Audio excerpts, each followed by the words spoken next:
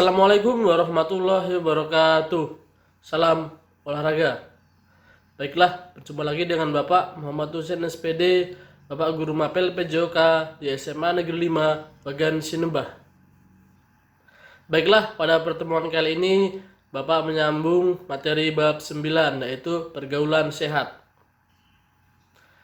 Pergaulan sehat pada remaja.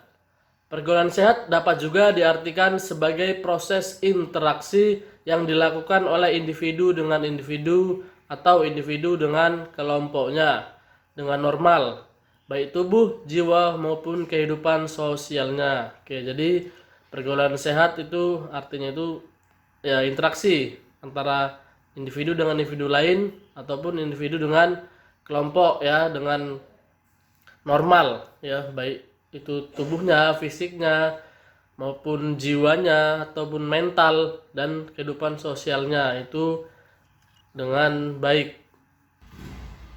Oke, yang dimaksud normal di sini adalah para remaja menyadari bahwa pergaulan sesama teman dan kelompoknya adalah suatu keharusan untuk menjalankan fungsi sosialnya. Oke, jadi remaja ini harus paham bahwa berinteraksi, bersosial itu sangat penting dan itu suatu keharusan ya.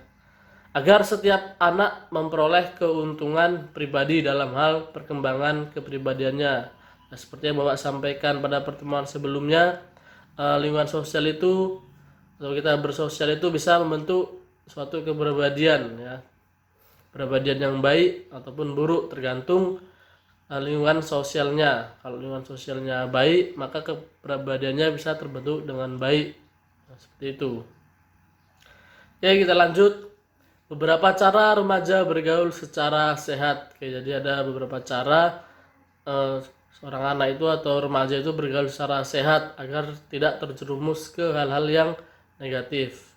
Oke, yang pertama yaitu adanya kesadaran beragama bagi remaja.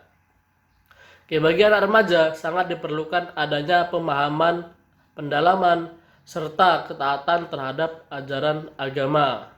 Oke, jadi seorang remaja itu harus benar-benar memahami agama ya, agamanya masing-masing. Karena itu sangat penting dalam kita menjalankan sosial atau bersosial agar kita itu bisa mengarah ke hal-hal yang baik, karena dalam agama itu semua agama itu mengajarkan hal-hal yang baik, jadi agar kita tidak terjerumus ke hal-hal yang buruk. Oke, yang kedua yaitu memiliki rasa setia kawan.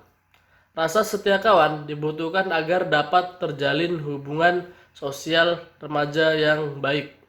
Rasa setia kawan dalam hal-hal yang positif dan bukan sebaliknya. Oke, jadi rasa setia kawan itu harus kita miliki ya, dalam bersosial, karena kita hidup berteman dan bersahabat, tentu saja kita harus memiliki rasa setia kawan. Dan rasa setia kawan itu harus ke hal-hal yang positif, jangan ke hal-hal yang negatif. Oke, jadi kalau teman kita mengajak ke hal-hal yang positif, ya kita ikuti karena kita memiliki rasa setia kawan. Jangan kita diajak ke hal-hal yang buruk malah kita ikuti dengan alasan ya setia kawan, jadi diikuti ya. Seperti contohnya misalkan di sekolah mungkin diajak temannya cabut, nah dengan alasan setia kawan ya ikut cabut, itu kan hal yang negatif, bisa jangan diikuti. Ya, kemudian yang ketiga yaitu memilih teman. Ya, maksud dari memilih teman adalah untuk mengantisipasi agar kita tidak terpengaruh dengan sifat yang tidak baik atau tidak sehat. Oke, jadi dari pertemuan sebelumnya itu sudah Bapak sampaikan ya, memilih teman itu sangatlah penting ya. Jadi agar kita tidak terjerumus ke hal-hal yang buruk. Oke, jadi memilih teman ini ya kita harus tahu mana yang baik dan mana yang buruk. Kalau yang baik diikuti, yang buruk jangan diikuti. Oke, jadi kalau kita salah pilih teman itu bisa berakibat fatal untuk masa depan kita. Misalkan sekuat-kuatnya iman kita, kalau teman kita selalu merayu, mengajak yang buruk, ya, mempengaruhi, ya bisa-bisa iman itu goyang. Jadi harus hati-hati sekali dalam memilih teman ini yang penting ya.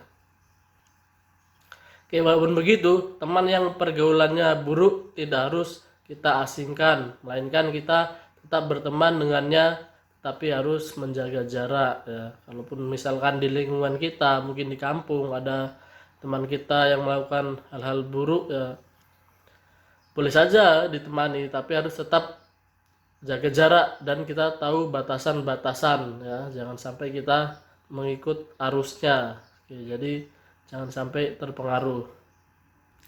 Kemudian yang keempat yaitu mengisi waktu dengan kegiatan yang positif. Nah, manfaatkan waktu luang dengan hal yang positif, misalnya diarahkan untuk mengembangkan keterampilan atau penyaluran bakat olahraga. Oke, jadi dalam pergaulan sehat itu kita harus mengisi waktu dengan kegiatan yang positif, jangan sebaliknya mengisi waktu luang dengan kegiatan yang negatif ya. Jadi untuk kegiatan positif itu banyak sekali ya, seperti olahraga atau menambah keterampilan yang lain ya, contohnya berolahraga, bermain musik, itu kan bisa menambah keterampilan yang lain, atau ya, datang ke pengajian-pengajian, itu mengisi waktu luang yang positif. Kemudian yang kelima yaitu laki-laki dan perempuan memiliki batasan-batasan tertentu. Remaja harus menjaga jarak dengan lawan jenisnya sesuai dengan norma agama dan norma sosial di Indonesia. Misalnya menyapa teman lawan jenis dengan sapaan yang baik, bersahabat dan berteman dengan lawan jenis saling menghormati dan menghargai. Jadi untuk lawan jenis laki-laki dan perempuan ini harus bisa menjaga jarak. Jadi tahu batasan-batasan muhrimnya untuk laki-laki dan perempuan ya, agar tidak terjerumus. Kemudian yang yang terakhir, menstabilkan emosi. Jadi kita harus mampu mengendalikan emosi diri kita, jangan sampai emosi yang menguasai diri kita. Sabar adalah salah satu kunci penguasaan emosi. Cobalah melatih diri dalam menyelesaikan masalah dengan komunikasi, bukan dengan amarah atau emosi. Jadi di sini dalam berteman atau bersahabat itu ya, mengendalikan emosi itu sangat penting ya. Kuncinya itu sabar. Kalau ada suatu masalah ya, atau permasalahan itu bisa dibicarakan dalam menyelesaikannya. Jangan dengan ya amarah atau bahkan sampai melakukan kontak fisik, memukul, itu jangan sampai. Jadi agar kita selalu berteman dan bersahabat dengan baik.